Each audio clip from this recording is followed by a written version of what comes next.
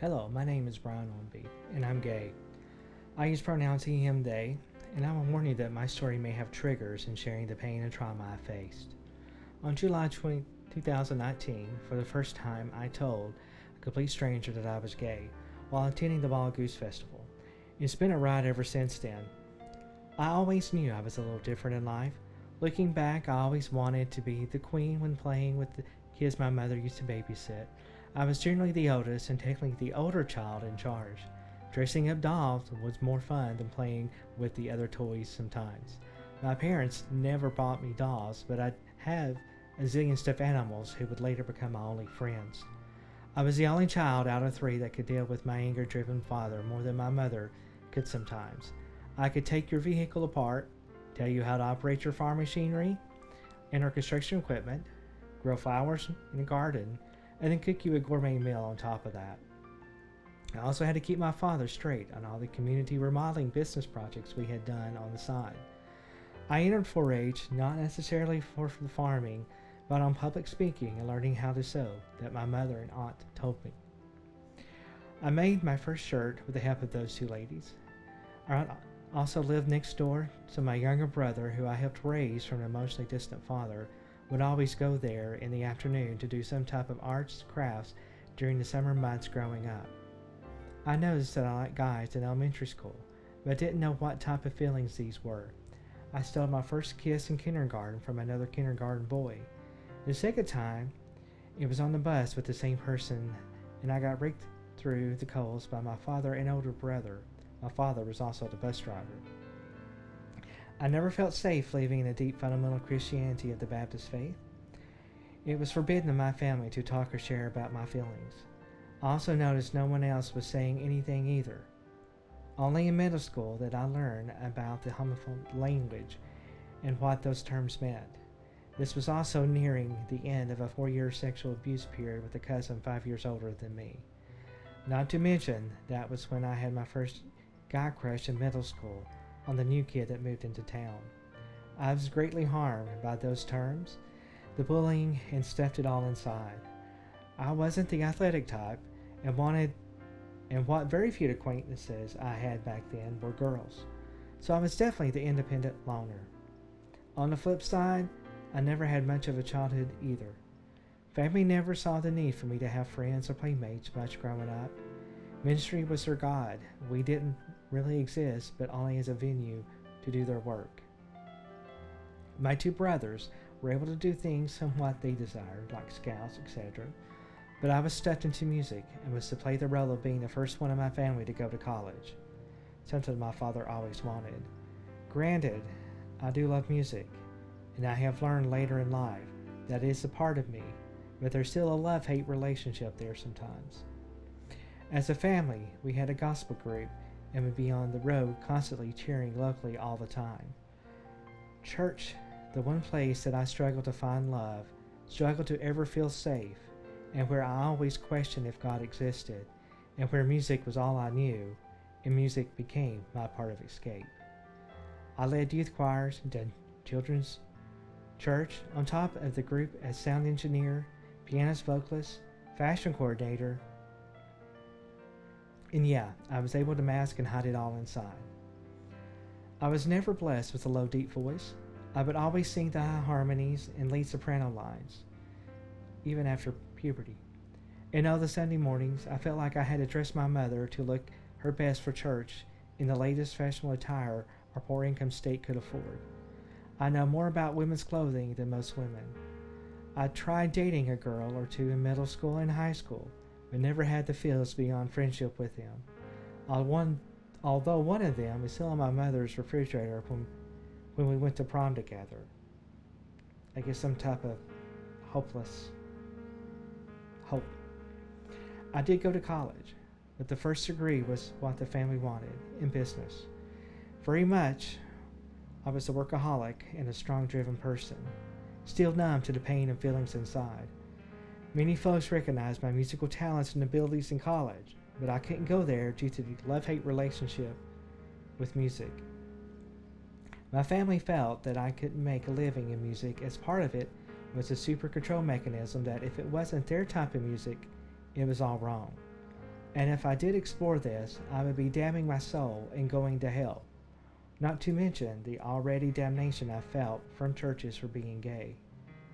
I graduated college and was still working in the ministry on the side in youth worship, music, and church plants, inviting myself inside. Post-college, I started the journey of trying to fix me, and fixed being gay after a 3-year fling almost landed in rape by an older man and professor while out of town watching an Atlanta Braves game. I tried several different things, such as healing light therapy, counselor, and even a tad bit of ex-gay therapy. As I was in counseling, there was some good out of that in regards to overcoming the many times of abuse my family put me through. But here I was harmed by the church. My counselor decided to leave his private practice and become a minister of congregational care in this mega church. I was also on the main praise team, led youth and high school worship on top of the young adults. At the end of our counseling sessions, I spoke up to say that this process did not take the gay away. It did help me see much of the impacts my childhood abuse had on my life. Yet the counselor went behind my back and had me removed from everything. This happened in 2004. I left Christianity altogether. For about 4 years, I stopped all spirituality in my life, explored Buddhism, humanism, but still felt there was something extra special about Christianity. I found community and acceptance the first time in community theater. In 2008, I googled gay and Christian and came across the former Gay Christian Network founded by Justin Lee. For about 4 years, I wrestled with God and who I was. I attended churches here and there, but just couldn't. In 2010, I spent the whole year literally every night praying to God to take the gay away. After a year, I said the hell with it. About that time, I also decided it was time in my life for me to pursue a master's in human performance improvement. At the end of that program, I also completed a worship arts program with Rebecca University and worshiptogether.com. There I learned that in all my life, in addition to my recent master's program, I was a highly progressive Christian, if I was even a Christian at all. The next dilemma, in rural Appalachia of East Tennessee, there is nothing progressive about this place, so I thought. In the past, I had a former work colleague whose spouse was a Methodist minister. I had done some ad hoc music with him in the past. He was reassigned to a church in my area, so I began to attend there and got involved in music. 2 years later, the church had severe split over traditional and contemporary music and was making false rumors that I was silently partnered. I actually wasn't. I was living with my parents, finishing school, and getting over some medical issues with migraines and gluten. I left there and tried to go solo in music, but knew I just couldn't do it because of my view of God and humanity just did not match those around me. In 2016, a friend from this former church invited me to a non-denominational church that's somewhat new. In the time I was there, it grew to 600 attendees. I was also getting another bachelor's in music business really for myself. I started attending. I listened to about 18 months worth of podcasts and felt like this could be a safe place for me to finally let down the guard and be me. Was I ever wrong? At first, I was welcomed there with my musical talent and male soprano voice range, until they became ashamed that a guy on the praise team could do the female harmonies and lead better than some females. This was a very soul-crushing and devastating time for me as an artist, as a singer, as a musician, and even as an educated person. After about a year there, I told a fake friend that I struggled with being gay. He didn't know how to deal with it and forced me into a conversation I didn't want to have with the pastor. As I instructed the pastor that I was, but was not practicing it, everything seemed cool for a while. I was worship coordinator for 3 services and led worship for a 12-step study program, while teaching voice and piano a little bit on the side. Nevertheless, that friendship came to a very abrupt ending by me. Several people saw the pain. but I kept it to myself. With the exception of one person in a 12-step program that was my drummer in the band. I had worked with him to get back into music after his father died as a child when he did not manage that pain and other things well. I shared a lot with him about gay, about non-binary, about gender identity struggles, as he had a sister that was transitioning to being transgender and seemed to be very open-minded and supportive. Well, open-minded enough that he was going behind my back talking about my life with everyone else. He verbally attacked me on stage one morning during a worship set behind the mocks. Later on, I also learned he was bi and resented the fact that I would not denounce that I was gay, and him trying to hide his messed up life by telling everyone about mine. All this pressure killed my health, that my pituitary gland either shut down right before emergency gallbladder or after gallbladder surgery. The medical team still does not know what happened, but thankfully I am recovering 3 years later. In all of this, I kept wondering why certain people would say certain phrases or ask weird questions, but didn't know until after the fact what was happening, although I had a clue. As I was about to really step away from the church as my health wasn't getting better, wham, here came the meeting out of the blue that all of us dread. At one night before our 12-step service, the senior pastor calls me into a meeting with him, the leaders of the 12-step program. Granted, by now, one of the leaders knew about me being gay, but greatly expressed he was okay with it. And this friend was there too. And then I was told I was in the wrong. They all turned their backs to save face as no one stood up for me. I just froze and knew I had better keep my mouth shut and try to end this meeting. 45 minutes later, after being drilled, it ended. Funny, the pastor was wanting to be my wingman at finding a woman to date. I somehow held back the horse laughing that was going on inside. The pastor was recording our one-on-one sessions, I found out later, without my permission as well. It was never clear what would be required to ever make any amends to what happened. And obviously, I was not about to denounce about being gay.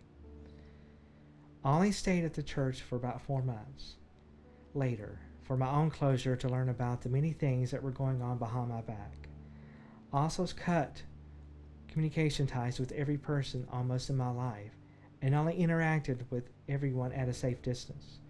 Because of the incident in 2004, I didn't totally walk away from God now as I did back then.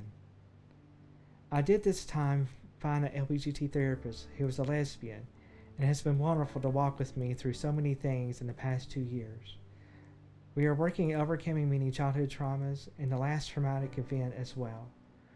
We are also looking at regaining a new viewpoint on spirituality too, of the divine and of the Creator. To her, I'm a miracle to have survived the events of 2018. I started attending another denominational megachurch in the area, but soon saw things going in the same direction. It took me only 2 times to learn my lesson. However, the counselor of pastoral care there, who was a distant friend of the family, did lead me to the study of toxic churches before I shared much information. And oh, did that ever open my eyes, and I also left that church. I finished my music degree in 2010 and decided to attend a Wild Goose Festival that summer. I have been loosely following this group since its inception in 2012, but never had the ability to attend. There I found the courage to tell many complete strangers that I was gay. Lightning didn't strike, the earth didn't open up and send me to hell. From there I got connected with the United Church of Christ denomination and found that one of the churches did exist 45 minutes away. I was able to see that a friend that I formerly done acting with in community theater attended there. I started attending and soon joined the choir. From there I recalled a former friend of a friend stating a gay men's chorus group about 45 minutes from where I lived as well. I reached out to him and auditioned. As I auditioned, I saw a person that had a familiar face. I soon realized we had a friend in common from 20 years ago and hung out a bit during that time. It's not been easy. None of my family know about the real me. I do live with parents to oversee their health, but also to get my life back together too. I am in a constant state of fear about them finding out.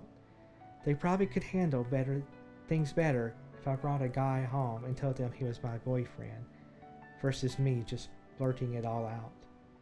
But I am slowly getting back into music. I am helping with worship in an outdoor vesper service soon with the Affirming Church. The first time in 3 years. Yes, some flashbacks definitely, but I know I'll get through it.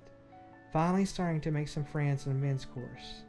One of my close friends from theater just moved back from LA, and I was able to open up to her this past week to say who I really am. I'm looking at going on to a master's or a doctorate in theological studies and tie that into my music while speaking about diversity that provides hope for those in the LBGT plus community. I have no idea how my life might play out now. I'm just taking it one day at a time. This is me.